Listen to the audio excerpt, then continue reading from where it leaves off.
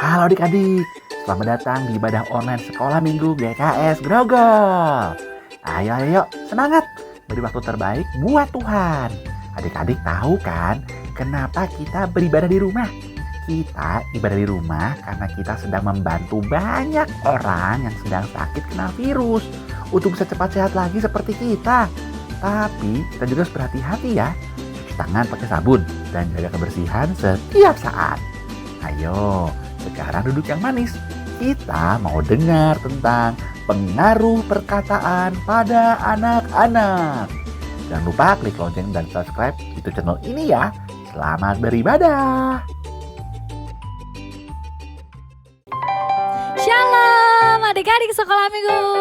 Wow, udah cantik dan ganteng-ganteng pagi hari ini. Yuk kita siap memuji nama Tuhan. Kita mau goyangkan badan kita. Kita goyangkan tangan kaki kita. Kita mau memuji nama Tuhan. Hore! Ikutin kakak ya. Ayo tangannya direntangkan dulu biar gak kesenggol.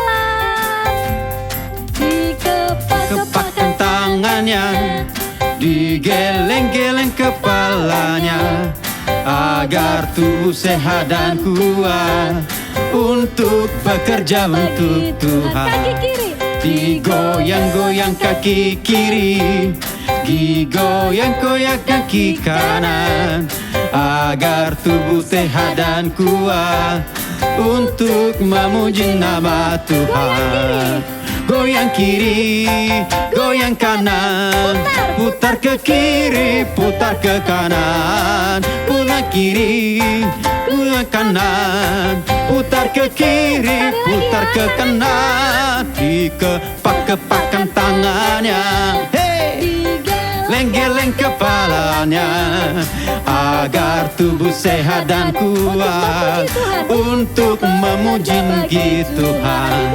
Digoyang-goyang kaki kiri, digoyang-goyang kaki kanan, agar tubuh sehat dan kuat untuk memuji nama Tuhan.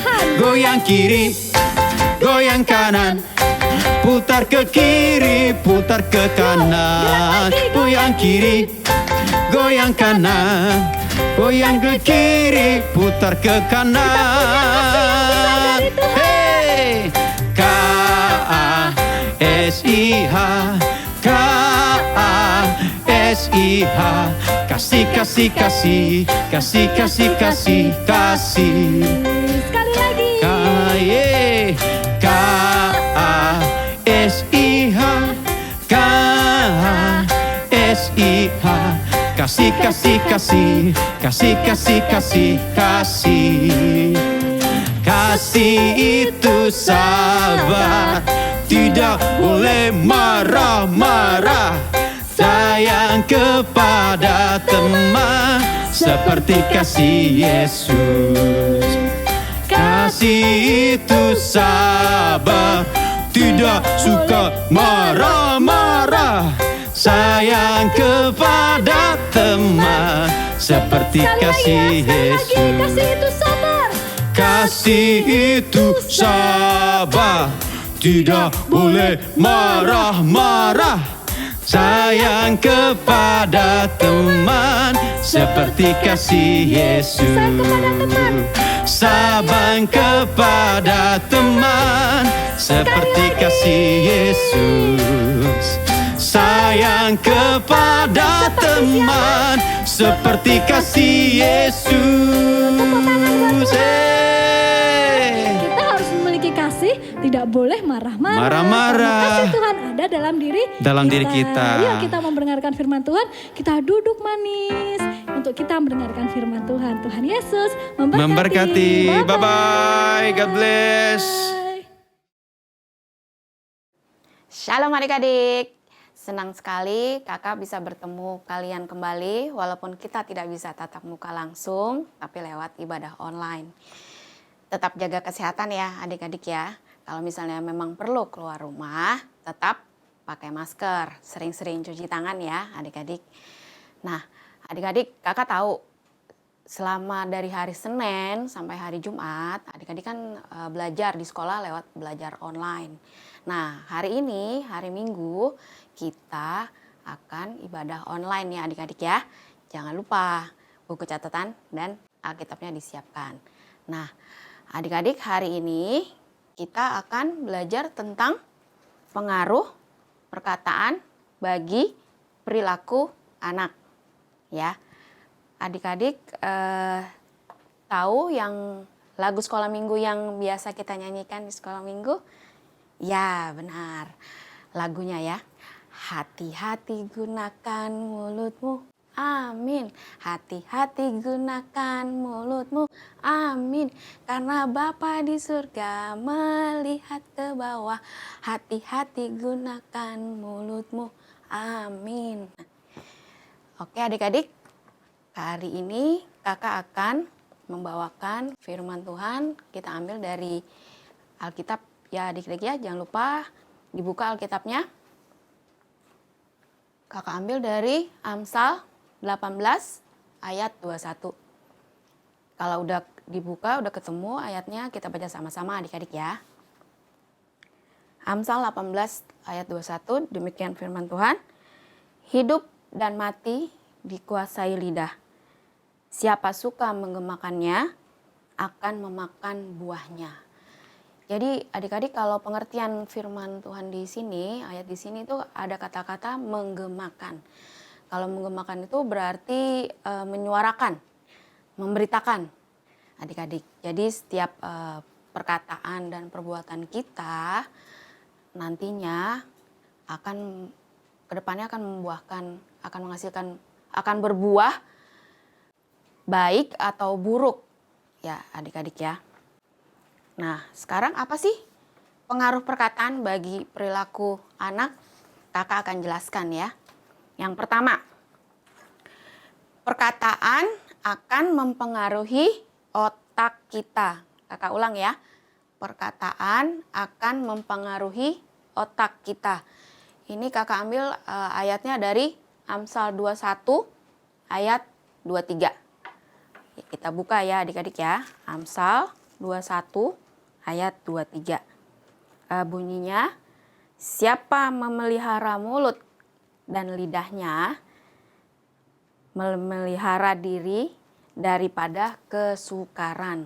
Jadi kesukaran di sini dimaksud adik-adik itu adalah akibat yang timbul dari perkataan dan perbuatan kita ya.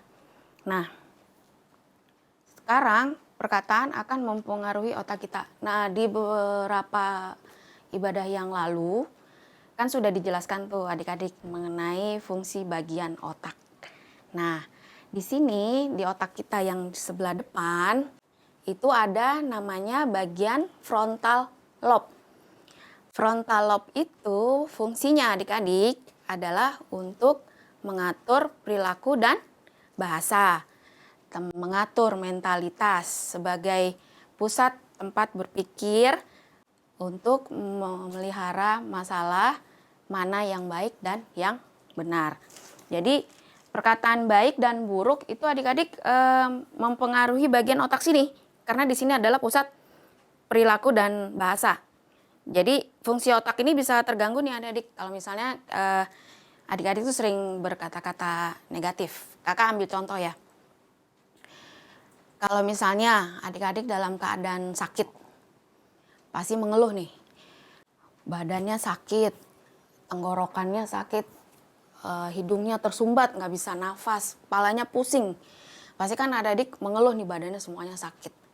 Padahal kan kalau misalnya adik-adik itu sakit, pasti kan papa mama kasih obat. Jadi sebaiknya kalau misalnya adik-adik berkata badan aku sakit segala macam, ini langsung nih mencerna nih otaknya di atas. Di fungsi otaknya nih. Dia mencerna, oh otak bisa terganggu nih karena adik-adik berkata negatif kalau badannya semuanya sakit. Gimana caranya? Pada saat papa mama kasih obat, nah adik-adik tuh harus berpikir, badan aku akan jadi sehat, badan aku akan jadi kuat, aku bisa beraktivitas seperti biasa dengan perantara obat ini. Nah, dengan pikiran perkataan positif dan pikiran positif ini dicerna langsung sama bagian otak nih, yang frontal lobe nih. Jadi dia bisa memperkuat fungsi otaknya. Nah, bisa juga kalau misalnya kakak kasih contoh lagi, pasti kan adik-adik selama pelajaran sekolah ini kan banyak mata pelajaran yang harus dipelajari. Jadi contohnya mata pelajaran matematika. Pasti adik-adik kalau pas dikasih tugas PR matematika nih, aduh aku kok bodoh amat ya. Soal matematika seperti ini itu aku kok nggak bisa. Nah, dengan adik-adik berkata bodoh pada diri adik-adik sendiri, langsung dicerna lagi nih di otaknya. Fungsinya terganggu lagi nih, adik-adik berkata negatif ya kan. Nah, padahal sebenarnya adik-adik bisa berusaha, kalau memang adik-adik merasa tidak bisa mengerjakan PR matematika kan bisa tanya nih ke papa mama. Kalau misalnya yang punya kakak bisa tanya ke kakak. Atau mungkin langsung aja tanya ke guru matematiknya. Jadi adik-adik ada usaha bisa mengerjakan PR matematika, jadi langsung nih berpikiran berkata, aku bisa kok, aku tidak bodoh, aku bisa mengerjakan PR matematika. Jadi adik-adik ada usaha untuk mengerjakan PR matematik ini. Nah kalau misalnya adik-adik berasa nggak bisa apa-apa, itu adik-adik berpikir positif, berpikir negatif. Nah ini kan masuk ke otak lagi nih, otaknya bisa terganggu lagi. Jadi jangan merasa diri adik-adik tuh tidak bisa apa-apa, tidak bisa berguna. Itu jangan ya adik-adik ya. Karena itu bisa merusak fungsi otak kita yang di frontal lobe ini. Nah, kita juga bisa jadi anak Tuhan yang mati kalau misalnya kita sering berkata-kata jelek. Masih berlaku dosa. Jadi bisa terganggu lagi fungsi otak di frontal lobe-nya itu. Tapi adik-adik, kakak kasih tahu ya. Kalau adik-adik berkata negatif, itu pikirannya akan jadi negatif. Tapi kalau adik-adik berkata positif, pikirannya akan jadi positif. Makanya itu bisa mempengaruhi fungsi otak ini karena dengan pikiran yang positif itu akan memperkuat fungsi otak kita. Jadi fungsi otak kita itu akan berfungsi dengan baik kalau kita berkata-kata positif dan berpikiran positif. Nah, kalau untuk yang kedua, perkataan dapat merubah perilaku seseorang. Ini kakak ambil dari ayatnya di Amsal 13 ayat 3. Kita baca lagi adik-adik ya. Demikian firman Tuhan, siapa menjaga mulutnya, memelihara nyawanya. Siapa yang lebar bibir akan ditimpa kebinasaan. Jadi kalau lebar bibir di sini nih artinya tuh maksudnya suka berkata-kata yang jelek ya adik-adik ya. Jadi siapa menjaga mulutnya, memelihara nyawanya. Siapa yang lebar bibir akan ditimpa kebinasaan. Nah tadi kan kakak udah jelaskan yang pertama perkataan akan mempengaruhi otak kita. Nah yang kedua, kenapa sih kata-kata tuh bisa merubah perilaku seseorang? Adik-adik tahu kalau kata itu punya kekuatan mempengaruhi gen yang bisa mengatur stres, fisik, emosi dalam otak. Nah, ini nih yang bisa merubah seseorang nih. Jadi kakak ambil contoh seperti ini. Siapa kalau yang di sekolah suka ngeledek temennya. Bilang si Anu gendut lah, bilang si Anu males lah, nggak mau, suka nyontek lah, segala macem. Nah, itu jangan diteruskan ya adik-adik. Kalau misalnya adik-adik pernah seperti itu, harus bertobat loh. Sekarang kalau misalnya adik-adik diledek seperti itu, diperlakukan seperti itu, kira-kira adik-adik gimana responnya? Pasti jadi malas sekolah kan? Sekarang kalau adik-adik malas sekolah, malas belajar, yang merugi siapa? Adik-adik sendiri. Sekarang kalau adik-adik mau sekolah, jadi malas. Aku malas nanti di sekolah aku ketemu teman aku yang suka ngeledekin aku jadi malas Jadi merubah perilaku adik-adik yang tadinya semangat untuk berangkat ke sekolah jadi males. Tuh, makanya itu perkataan yang bisa merubah perilaku seseorang yang tadinya adik-adik semangat untuk berangkat sekolah, adik-adik tuh jadi males, nggak mau berangkat sekolah.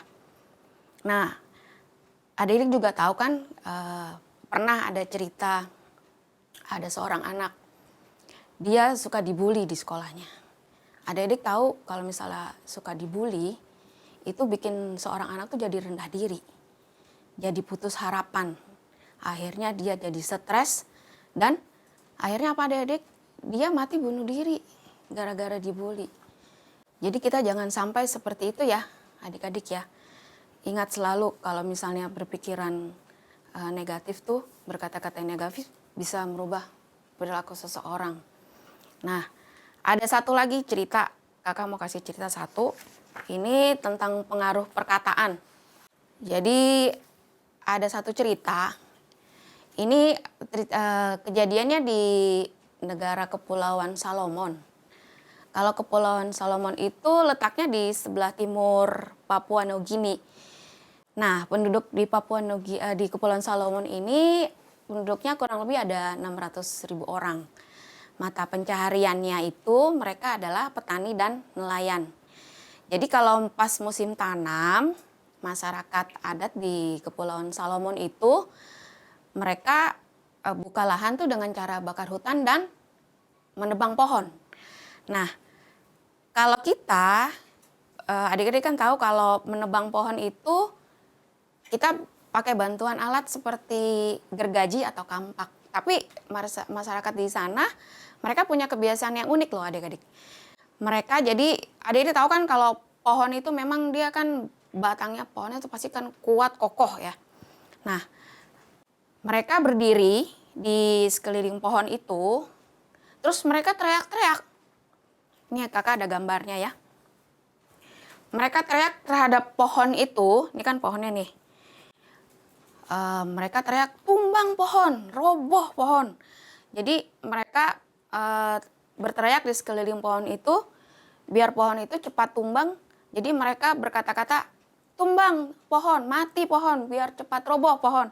Nah itu nggak cuma dilakukan sekali adik-adik, tapi dilakukannya berkali-kali, berhari-hari. Nah setelah 40 hari, apa yang kejadian adik-adik? Daunnya udah mulai gugur. Kalau daun pohon itu udah mulai gugur, lama-kelamaan layu, akhirnya roboh loh adik-adik. Nih perhatikan gambarnya. Pohonnya yang tadinya berdiri tegak, dia bisa roboh hanya dengan perkataan. Bayangkan adik-adik. Pohon ini dia tidak bernyawa loh. Makhluk mati. Bisa roboh hanya dengan perkataan. Apalagi kita makhluk bernyawa, tuan adik-adik.